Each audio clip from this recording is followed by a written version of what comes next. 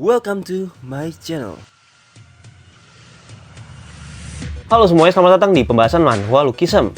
Di video kali ini kita akan bahas sebuah teori yang katanya ada hubungannya tentang tubuh kedua Park Hyun Sok. Teori apa itu? Nah, itu semua kita akan bahas setelah opening yang satu ini.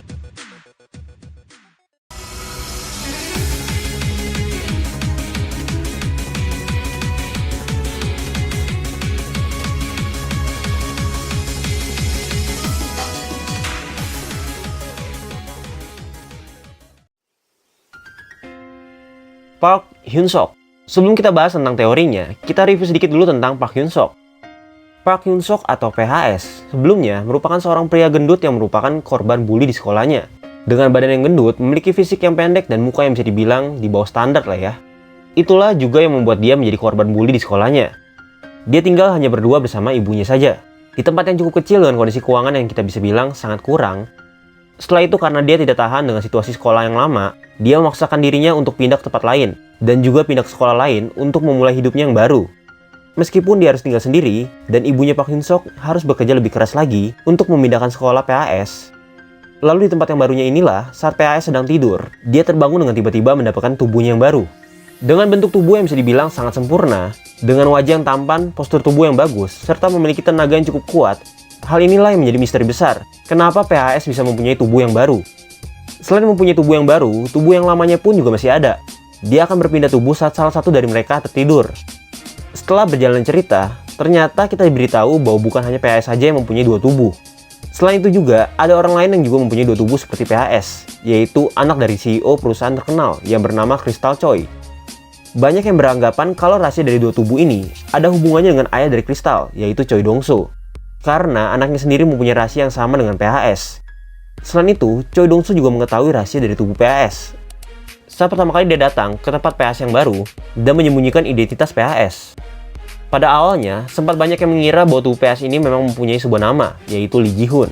Karena pada episode rahasia tubuh PHS, saat dia terjatuh karena didorong oleh Park Ji-ho, tubuh PHS yang besar digantikan namanya oleh Choi Dong-soo menjadi nama Lee Ji-hoon, supaya tidak ada yang curiga akan rahasia dari dua tubuh PHS ini.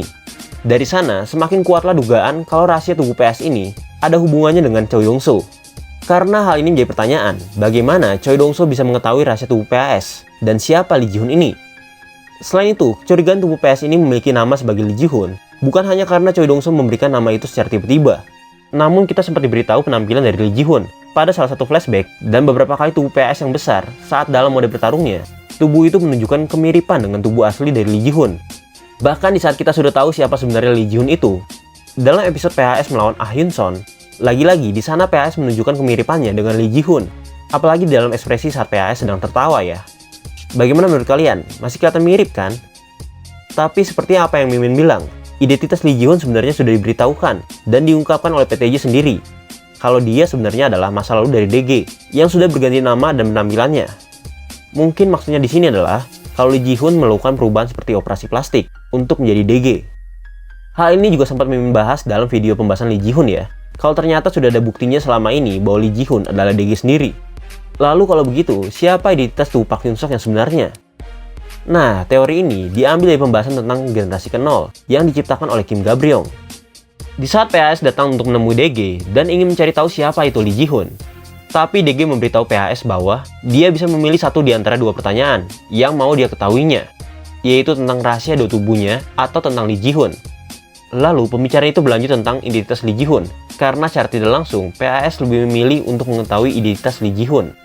Tapi sebelum identitas Lee Ji-hoon diberitahukan, DG justru memberitahu cerita lain terlebih dahulu mengenai perpecahan antara generasi ke-0 dan dimulainya generasi ke-1. Mimin akan ceritakan dulu tentang generasi ke-0 ini ya, karena teori ini ada sangkut pautnya tentang generasi ke-0 dan dimulai dari cerita ini.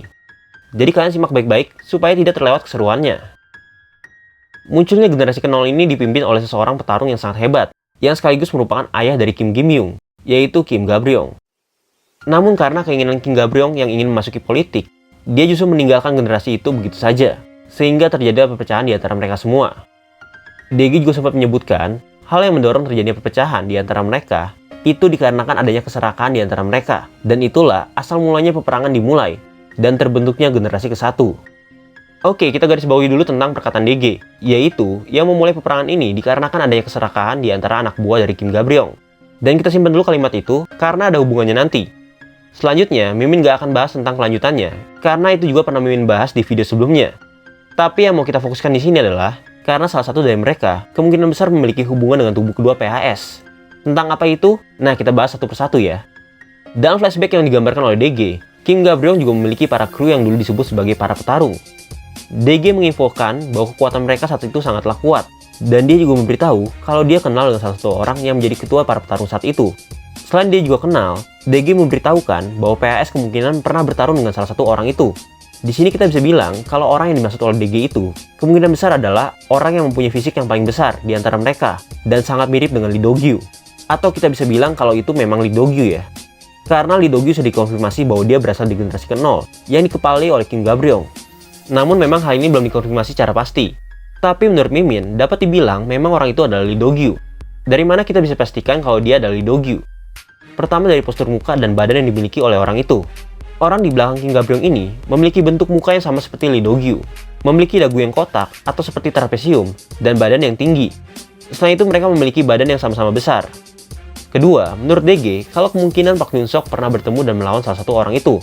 Lalu sesuai dengan yang kita ingat, PHS memang pernah melawan Lee Do-gyu saat di episode anak perusahaan keempat dari Ilhae. Dan sesuai yang telah dikenalkan bahwa Lee Do-gyu juga berasal dari generasi ke-0. Sehingga kita bisa simpulkan kalau memang orang yang dimaksud oleh DG adalah orang yang sama. Oleh karena itu, kita bisa sebut bahwa Lee Do-gyu merupakan mantan salah satu dari ketua kru atau ketua petarung dari generasi ke-0. Setelah kita mengetahui kalau Lee Do-gyu adalah orang yang ikut bersama Kim Ga-breong dan merupakan orang yang berdiri di belakangnya, sekarang kita mencari tahu identitas ketua petarung atau ketua kru yang selanjutnya, yaitu orang dengan berpenampilan memakai kacamata. Siapa orang ini? Apa orang ini yang Mimin maksud memiliki hubungan dengan tubuh kedua PHS? Nah, tapi bukan orang yang ini, karena Mimin memperkirakan kalau orang kedua ini adalah Choi Dong-soo. Awalnya memang banyak yang bilang kalau orang itu memiliki penampilan yang mirip dengan Yoo-jin ya, sehingga banyak yang berpendapat kalau orang ini kemungkinan ayah dari Yoo-jin. Tapi menurut Mimin sendiri, itu bukanlah ayah Yoo-jin.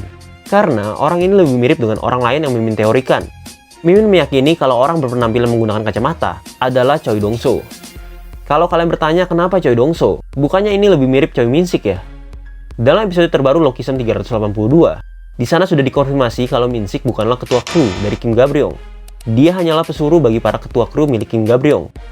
Lalu kenapa orang itu Mimin bilang adalah Choi Dong-soo? Pertama, kita bisa lihat dari kacamatanya. Selama ini, memang kita tahu kalau Choi Dong-soo bukanlah orang yang berpenampilan dengan menggunakan kacamata.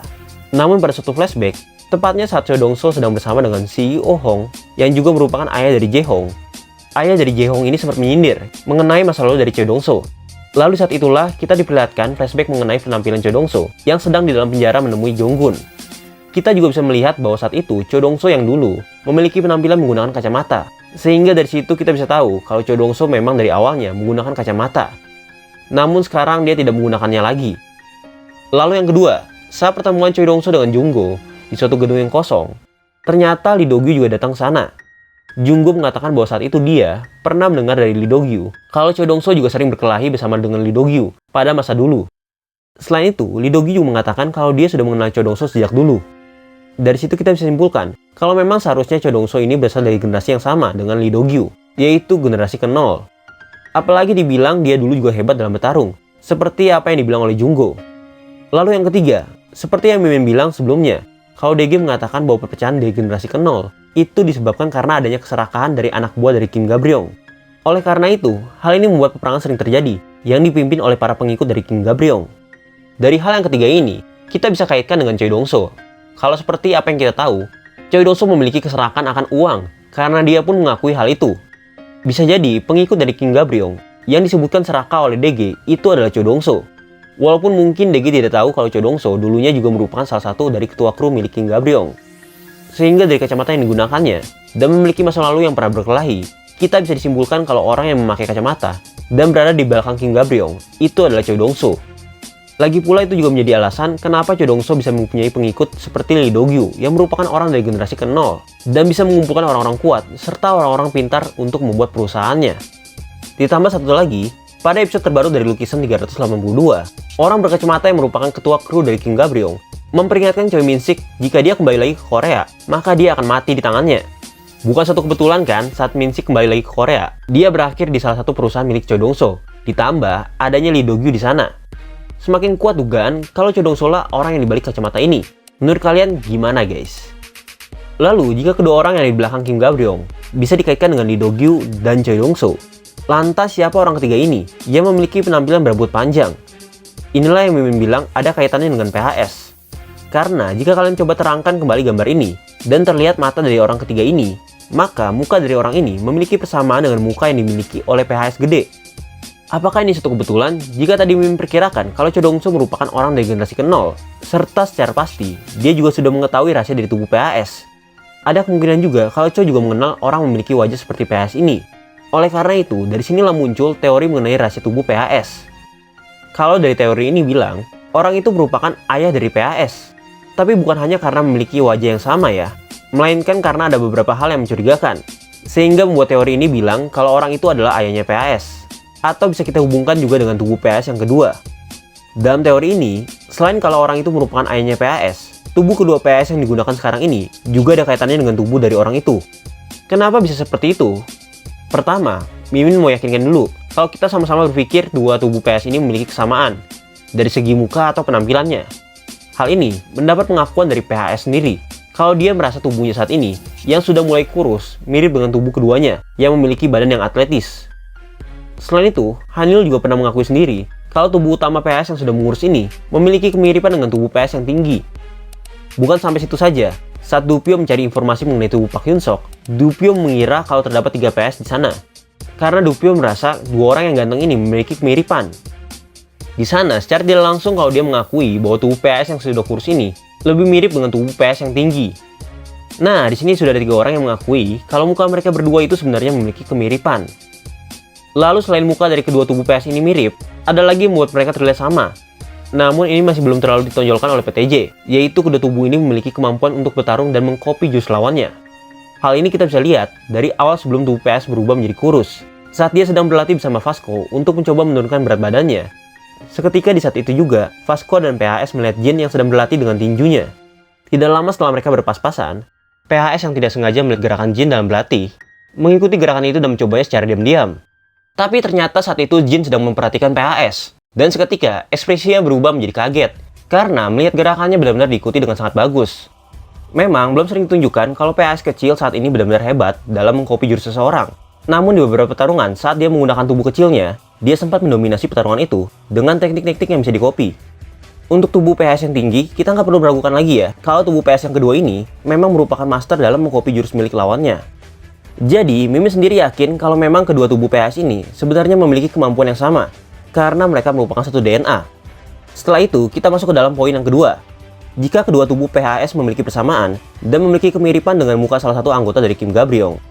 Lalu juga kecurigaan Mimin mengenai Choi Dong-soo yang juga berasal dari generasi ke-0. Ditambah juga bahwa Choi Dong-soo bilang kalau tubuh kedua PHS ini memang diberikannya kepada PHS. Lantas kenapa tubuh itu bisa berada bersama PHS? Dan bagaimana bisa tubuh kedua ini mirip dengannya? Nah, sesuai dengan teori yang dibilang, jika memang benar dari penampilan yang mirip, kalau tubuh ini adalah milik ayahnya, tidak heran jika PHS sendirilah yang bisa menggunakan tubuh itu. Karena mungkin alasan tubuh itu diberikan kepada PHS. Kemungkinan cara menggunakan tubuh ini harus menggunakan DNA yang sama dengan tubuh aslinya, yaitu tubuh anaknya sendiri. Maka itu kenapa PHS bisa menggunakan tubuh keduanya ini. Hal ini juga bisa dikaitkan dengan peristiwa yang terjadi pada saat perpecahan di generasi ke-0. Jika melihat posisinya dalam anggota generasi ke-0, orang yang mirip dengan PHS ini pastinya memiliki kedudukan penting dan juga kekuatan yang setara atau lebih kuat dari Lee Do-gyu dan orang berkacamata ini. Bahkan mungkin kita bisa bilang kalau orang ini merupakan tangan kanan dari Kim Ga-byung.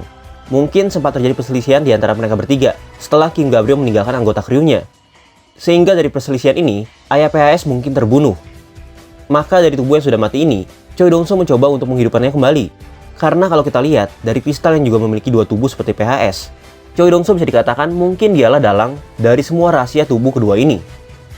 Sehingga kita bisa perkirakan bahwa adanya dua tubuh PHS ini didasari oleh Choi Dong-soo. Karena orang yang mirip PHS ini mungkin merupakan salah satu orang terkuat setelah Kim Ga-byung dan memiliki posisi penting. Oleh karena itu, Choi Dong-soo mencoba untuk menghidupkannya kembali dengan mencoba menggunakan tubuh itu kepada orang lain. Tapi mungkin hal itu bisa dilakukannya hanya dengan orang yang memiliki DNA yang sama dengan tubuh itu. Ya, itu kenapa diperkirakan bahwa PHS lah yang memiliki DNA yang sama dengan tubuh itu, yaitu anaknya sendiri. Sebelumnya Mimin juga bilang, kenapa bisa diperkirakan kalau sempat terjadi perselisihan di antara ayah PHS ini? Karena jika kita lihat dari luka yang dimiliki oleh Choi Dong-soo, yang mengakibatkan satu lengan tangannya hilang, bisa jadi itu disebabkan oleh perselisihan yang melibatkan ayah PHS ini. Tapi tidak hanya itu saja, bahkan kita bisa melihat bahwa mungkin perselisihan itu melibatkan juga Lee Do-gyu. Sehingga kita bisa melihat pada tangan Lee Do-gyu, dia selalu menggunakan sarung tangan. Itu kemungkinan juga luka yang disebabkan oleh perselisihan yang melibatkan ayah dari PHS dan juga Choi Dong-soo, yang diakhiri dengan kematian dari ayah PHS ini. Maka dari itu, Mimin juga memperkirakan bahwa Choi Dong-soo juga berasal dari generasi ke-0 yang memiliki hubungan dengan Lee Do-gyu dan juga ayah PHS. Tapi ini hanya teori ya, belum bisa dipastikan kalau Choi Dong-soo ini benar-benar terlibat di antara para anggota kru generasi ke-0. Lalu kita lanjut lagi ke poin yang ketiga, kenapa diperkirakan bahwa orang dari generasi ke-0 yang mirip dengan PHS ini merupakan ayah dari PHS? Alasannya sebenarnya tidak terlalu spesifik, karena jika kita lihat dari foto ayah PHS saat dia muda, dia sempat memiliki badan yang besar seperti PHS pada awalnya. Lalu, setelah dia melalui wajib militer, ayah PHS menjadi lebih kurus, seperti tubuh PHS yang kedua atau seperti PHS setelah dia kurus. Selain itu, dari awal pun, selama PHS hidup, ayahnya sudah meninggal dari dia kecil, sesuai dengan pengakuan dari PHS sendiri. Saat dia protes bahwa mereka selalu mudik padahal ayahnya sudah tidak ada. Tapi dari poin ketiga ini nih, ada kemungkinan lain, karena sedikit membingungkan ya, kalau memang itu adalah ayah kandung PHS. Kenapa ibu PHS tidak mengenalinya saat dia bertemu dengan tubuh kedua PHS? Bisa jadi justru orang tua PHS saat ini bukan merupakan orang tua asli. Mungkin PHS dulunya ditemukan dan diangkat oleh pasangan suami istri yang menjadi ibu dan ayahnya sekarang. Wow, memang ada kemungkinan sih, karena dari awal cerita kita langsung diceritakan PHS sudah cukup besar. Oke, itu aja dulu pembahasan tentang teori tubuh PHS yang kedua ini. Karena ini hanya sebuah teori, jadi kita tunggu aja apakah teori ini akan sesuai atau tidak. Apalagi kita belum tahu apakah benar Choi Dong-soo termasuk anggota kru di generasi ke-0 atau bukan. Menurut kalian, gimana guys tentang teori ini? Komen pendapat kalian ya, dan jika kalian punya teori lain, jangan lupa komen di bawah. Mimin pamit dulu dari video ini, sorry jika ada kesalahan atau kekurangan, dan sampai ketemu di video pembahasan selanjutnya. Bye-bye!